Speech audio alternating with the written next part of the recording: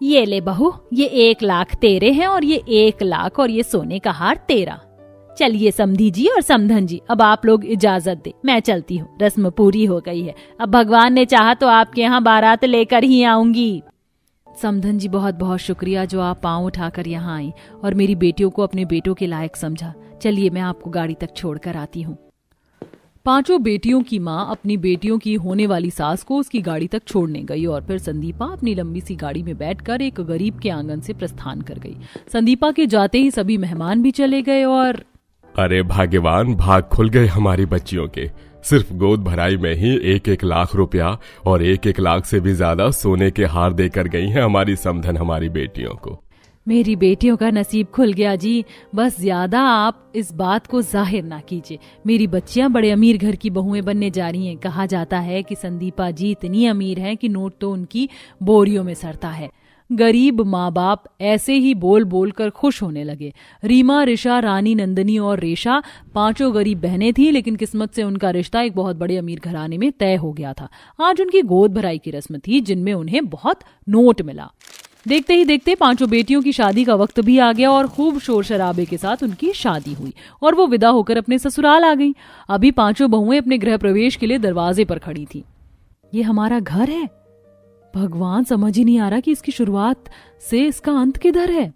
इस घर की तो दीवारें भी कीमती लग रही हैं। कितनी बड़ी हवेली है। यकीन नहीं होता कल तक 25 गज के घर में रहने वाली हम बहनें आज इतनी बड़ी हवेली में रहेंगी। 5 बहनों को अपनी आंखों पर विश्वास नहीं हो रहा था। वो हैरानी से अपनी हवेली को देख रही थी कि तभी उनके सामने उनकी सास हाथ में सोने की थाल में नोटों को लिए आई।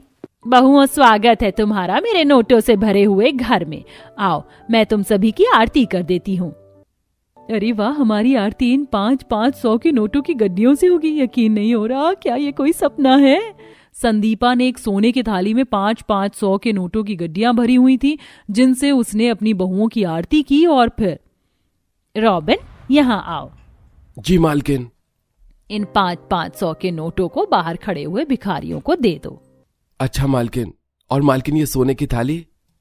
इसे तुम रख लेना। अब बहुओं आओ, एक एक करके गृह प्रवेश करो। शांता, 5 बहुओं के लिए कलश और महावर लेकर आओ।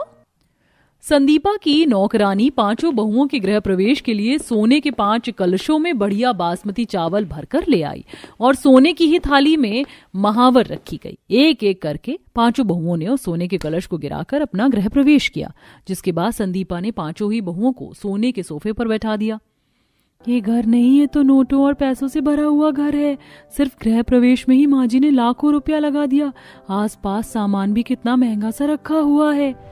सभी बहनें ऐसे ही महंगी महंगी चीजों को देखकर मन ही मन हैरान और खुश हो रही थी कि तभी 500 के नोटों से भरी हुई एक बहुत ही बड़ी सी थाली लेकर संदीपा अपनी बहुओं के पास आई और उनसे उस थाली पर हाथ रखने को बोला। बहुओं, इस समृद्धि को तुम भी अपने हाथों से छुओ। यह हमारे घर का रिवाज है। उसके बाद मैं इन पैसों को भी गरीबों को ही दान कर दूंगी। जी, इतना पैसा माँ जी गरीबों को बांट देंगी, क्या दिल है। कुछ इस तरह से बहुओं का अपनी ससुराल में स्वागत हुआ। हर एक रस्म बहुत ही अच्छे से हुई थी। ऐसे ही अगले दिन आज बहुओं की पहली रसोई थी। हे भगवान, इतना सारा देसी घी, काजू बादाम। दीदी, ये देखो, मिठाई पर लगाने को सोने का वर्क भी है। मैंने तो ये सुना था कि हमारा ससुराल अमीर है लेकिन इतना पैसे वाला है, ये मैं नहीं जानती थी। मुझे तो यकीन नहीं होता कि हम इस परिवार की बहुएं हैं। तुम इस परिवार की बहुएं बेशक हो, लेकिन तुम उसकी बहुएं अपनी काबिलियत पर नहीं बनी हो। मैंने तुमसे अच्छा बर्ताव किया सिर्फ इसी वजह से क्योंकि मेरे घर में मेहमान भरे हुए थे। लेकिन अब सभी तो जा चुके हैं, तो ज्यादा मेरे पास को ना आना। मेरे बेटों को तुम फंसा ही चुकी हो, मुझे नहीं फंसा पाओगी। संदीपा अपनी बहुओं से ऐसे बोलकर चली गई। अपनी सास की बात सुनकर 5 बहुएं बस उदास सी हो गई, लेकिन कुछ बोली नहीं। बहनों, माँ जी को हम पसंद नहीं है, लेकिन तुम चिंता मत करना, एक दिन माँ जी हमें जरूर अपना लेंगी।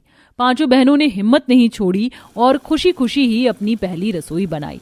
ऐसे ही सिलसिला चलने लगा। संदीपा अपनी बहुओं को पसंद नहीं करती थी, लेकिन बहुएं उसे खुश करने की हर कोशिश रखती थी।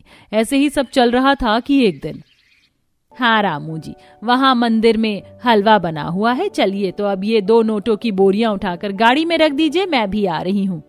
माँ जी कहीं जा रही हैं? हाँ, जा रही हूँ। अगर जरूरत हो तो क्या मैं भी साथ चलूं माँ जी, बता दीजिए। नहीं, बिल्कुल भी नहीं। मैं हर रविवार को मंदिर जाती हूँ और वहाँ भंडारा करती हूँ, लेकिन इस काम को करने में मुझे तुम्हारी मदद की जरूरत नहीं है। तुम घर में ही रहो। संदीपा मना करके खुद ही महाकाल जी के मंदिर पहुंच गई, जहां हर भिखारी उसी का इंतजार कर रहा था। सबसे पहले संदीपा ने सभी भिखारियों को खाना खिलाया और उसके बाद बोरियों में से 500 रुपए के नोटों की गड्डियां भिखारियों में बांट दी। हे महाकाल जी, बस मेरा ये किया काम स्वीकार करना। जय महाकाल। संदीपा सभी की मदद करके घर वापस आ गई। वहीं दूसरी तरफ, अच्छा जी, तो माँ जी हर रविवार महाकाल जी के मंदिर जाती हैं और गरीबों की मदद करती हैं। कितनी अच्छी हैं माँ जी। बस माँ जी हमें भी अपना लें तो कितना अच्छा हो। पांचों बहनें ऐसे ही सोचने लगीं। फिर वो पांचों ही अपने अपने कामों में लग गईं। ऐसे ही सब कुछ चल रहा था। संदीपा अपनी बहुओं को पसंद नहीं करती थी और जो काम वो खुद करती थी वो कभी भी अपनी बहुओं से नहीं करवाती थी। ऐसे ही आज भी संदीपा रविवार को मंदिर ही आई हुई थी कि उसका अचानक सीढ़ियों से पांव फिसल गया और वो गिर पड़ी। ए भगवान, मर गई। संदीपा को जल्दी से उसके गार्ड्स ने संभाला और फिर उसे घर लाया गया। क्या हुआ माँ जी को, ऐसे क्यों ला रहे हैं? माँ जी आप ठीक तो हैं? मालकिन, मंदिर की सीढ़ियों से गिर गई बहू रानी, डॉक्टर को बुलाइए। सभी बहुएं चिंता में आ गई और उन्होंने जल्दी से डॉक्टर को बुलाया। डॉक्टर ने आते ही संदीपा को 1 हफ्ते का बेड रेस्ट बता दिया और कुछ मेडिसिन और मरहम भी दिए। माँ जी हम जानते हैं कि आप हमें पसंद नहीं करती हो, लेकिन ये मरहम लगवा लो। नहीं, मैं खुद लगा लूंगी। आपकी कमर में चोट है माँ, ऐसे मत बोलो। रेशा ने संदीपा की टांगों और कमर पर अच्छे से मरहम लगा दिया और उसके बाद नंदिनी ने संदीपा को हल्दी वाला दूध लाकर दिया। पी लो माँ, इससे आपकी चोट जल्दी ही सही हो जाएगी। पांचों बहुओं को अपनी इतनी सेवा करते देख संदीपा का दिल हल्का सा नर्म हुआ, लेकिन उसने उसे इग्नोर कर दिया। ऐसे 1 हफ्ता और बीता। संदीपा बेचैन थी क्योंकि आज वो भंडारे और दान के लिए नहीं जा सकती थी। लेकिन माँ जी, मैं मंदिर में भंडारा करवाने को जा रही हूँ। आप हर रविवार जाती हो ना? मैं और रीशा दोनों जा रहे हैं। आप बता दें कि कितने रुपए लेकर जाने हैं। भंडारा? खाना किसने बनाया? हमने ही बना लिया माँ जी। 50 लाख रुपए ले जाओ, मैं हर हफ्ते इतने ही दान करती हूँ। सास के बोलने पर दोनों बहुओं ने 50 लाख रुपए बोरी में भरवाए और फिर अपनी सास की जगह वो दान करने चली गईं, जिससे संदीपा को भी शांति मिली। ऐसे ही चलते चलते अब 1 हफ्ता और गुजर चुका था और संदीपा भी सही हो गई थी। अपनी सास के ठीक होने की खुशी में पांचों बहुओं ने घर में ही एक छोटी सी पार्टी रखी थी। हो सकता है माँ जी कोई सरप्राइज अच्छा लग जाए और वो हमसे खुश हो जाए। सही कहा आपने रीमा दीदी। अच्छा, आपने खाना तो ऑर्डर कर दिया है ना? हाँ, मैंने 5 स्टार होटल से सब कुछ मंगवा लिया है और सभी को इनविटेशन भी दे दिया है। रीमा की बात सुनकर सभी बहुएं खुश हो गईं और फिर कुछ देर बाद सभी करीबी रिश्तेदार पार्टी में आ गए। संदीपा काफी खुश थी कि उसकी बहुओं ने उसके लिए इतना किया। अभी पार्टी चल ही रही थी कि तभी संदीपा की जेठानी बहुओं से बोली, तुम पांचों ने ये सब कुछ अपना पेट भरने को किया है ना? क्योंकि मैं जानती हूँ तुम पांचों ठहरी गरीब, तो तुम्हें पार्टी वगैरह करने के बस मौके चाहिए। संदीपा भी तुम्हें पसंद नहीं करती है। वैसे संदीपा, अपने खजाने में देखती रहा करो 500 के नोटों को, ये कभी भी अपने मायके पहुंचा सकती है। निर्मला ऐसे ही बहुओं के गरीब होने पर उन्हें ताने मारने लगी कि तभी संदीपा बोली, बस करो दीदी, मैंने आपको इतना अधिकार नहीं दिया कि आप मेरी बहुओं को कुछ भी बोलो, समझ आया? ये मेरी बहुएं हैं और बहुत अच्छी हैं और किसी को भी इनके बारे में कुछ भी बोलने का कोई अधिकार नहीं, आपको भी नहीं। संदीपा की बात सुनकर पांचों बहुओं की आंखें भर आईं। अब संदीपा अपनी बहुओं को जान गई थी और उसने उन्हें अपना लिया था और अब सभी खुशी खुशी मिलजुल कर रहते थे। अरे सुमन, मैं ये क्या सुन रही, तूने हमारी कोमल की शादी उस कंजूस सुमित्रा के बेटे के साथ करवा दी? अरे तुझे नहीं पता वो सुमित्रा कितनी कंजूस है? मैंने सुना है उसके पास 100 बीघे का महल है, पर फिर भी देख उस कंजूस औरत को, वो अपने पूरे परिवार के साथ उस छोटे से घर में रह रही है। अरे सुमन, रिश्ता पक्का करने से पहले अपने रिश्तेदारों से तो पूछ लेती, पता नहीं हमारी बेटी कैसे रहेगी उस घर में। सुमन के रिश्तेदार आकर उसके कान भर जाते हैं, जिस वजह से सुमन अब काफी परेशान रहने लगती है। देखते ही देखते शादी का दिन नजदीक आने लगता है। ऐसे ही एक दिन, माँ, तुम अब भी बुआ और आंटी की बातों को सोचकर परेशान हो रही हो? शादी का दिन नजदीक आ चुका है, आज से हमें शॉपिंग शुरू करनी थी। चलो ना, शादी का सामान लेकर आते हैं। बेटा, तू मेरी इकलौती बेटी है, कितनी मुश्किल से तेरी शादी हो रही है। तेरे ऊपर इतने सारे दोष थे, कितनी जगह कुंडलियां मिलवाई और कुंडली मिली भी तो ऐसे कंजूस घर में। मुझे तो तेरी चिंता हो रही है। शादी के बाद तू उस खड़ूस कंजूस औरत के साथ कैसे रहेगी जिसके पास 100 बीघे का महल तो है? पर फिर भी वो एक छोटे से घर में रह रही है। माँ, लोगों का काम होता है भड़काना और आप उनके भड़कावे में आ रही है। अगर मेरी सास इतनी ही बुरी होती तो वो किसी अमीर लड़की से अपने बेटे की शादी करवाती, ना कि हम जैसे गरीब से रिश्ता जोड़ती।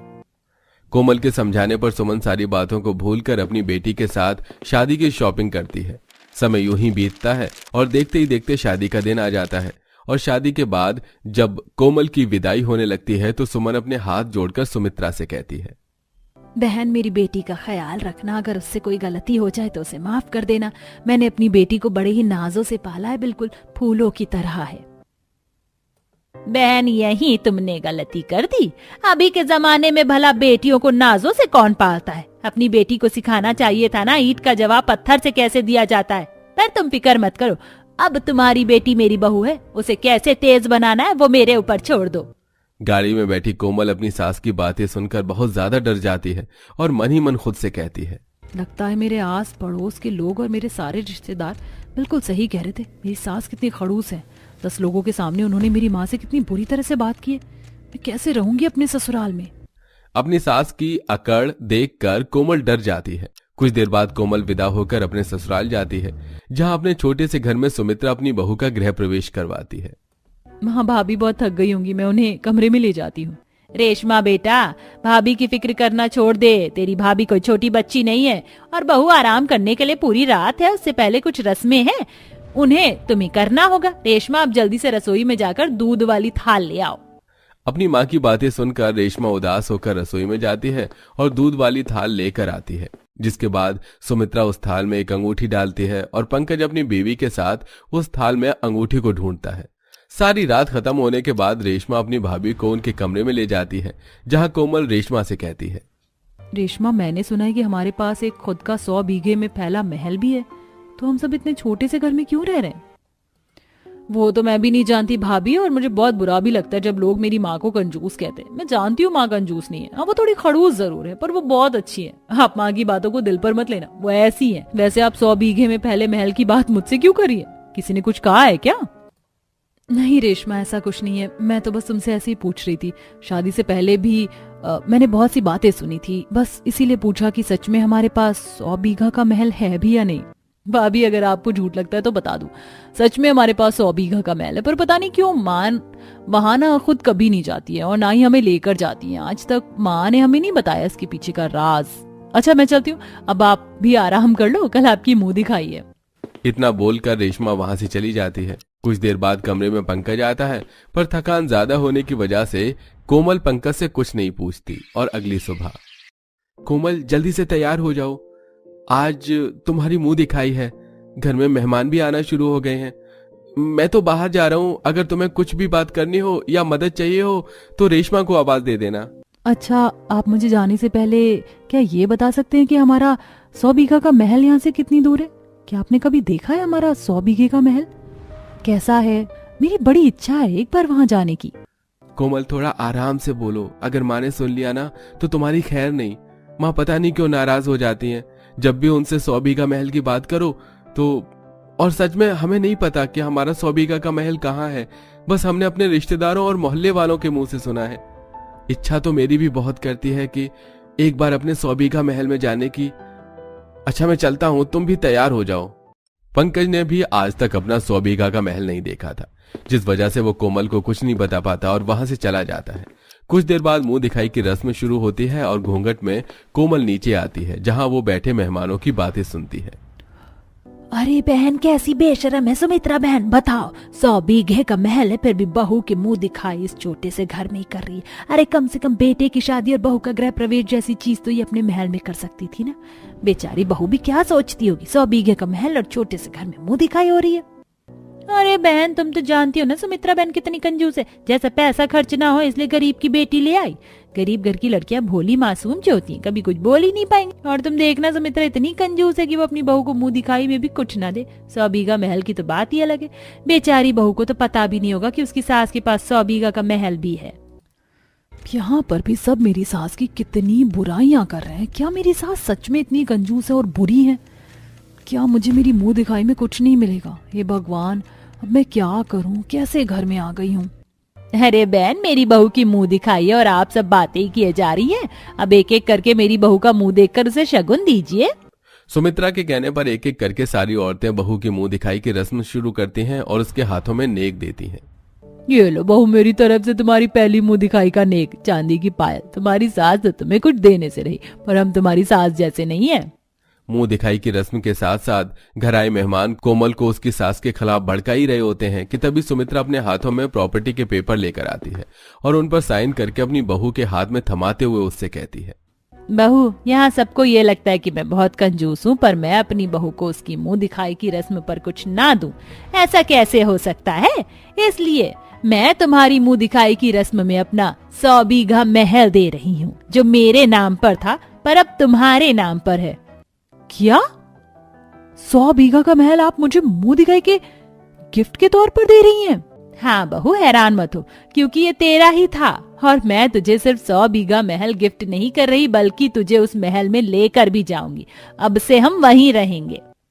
ये देख न सिर्फ कोमल और पूरा परिवार हैरान होता है, बल्कि वहां आए सभी मेहमान भी हैरान हो जाते हैं। कुछ देर बाद मुंह दिखाई की रस्म खत्म हो जाती है और सुमित्रा अपने पूरे परिवार के साथ अपने 100 बीघा महल में जाती है, जहां कोमल अपना 100 बीघा में फैला महल देखकर हैरान हो जाती है। और जब कोमल पूरे परिवार के साथ महल के अंदर जाती है तो वो देखती है कि वहां पूजा की तैयारी चल रही है।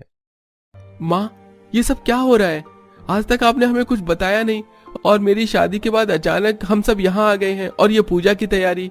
हाँ बेटा, क्योंकि जब तू और रेशमा छोटे थे तब तेरे पिताजी ने अपनी सारी जमा पूंजी लगाकर 100 बीघा में फैला ये महल बनवाया, पर ये जमीन ही श्रापित थी। क्या श्रापित? मैं कुछ समझी नहीं माँ। हाँ बेटा, श्रापित। यहाँ पर कभी कुछ भी अच्छा नहीं हो सकता, पर तेरे पिता ने किसी की बात नहीं मानी और पंडित जी के मना करने के बावजूद भी हमें यहाँ लेकर आ गए।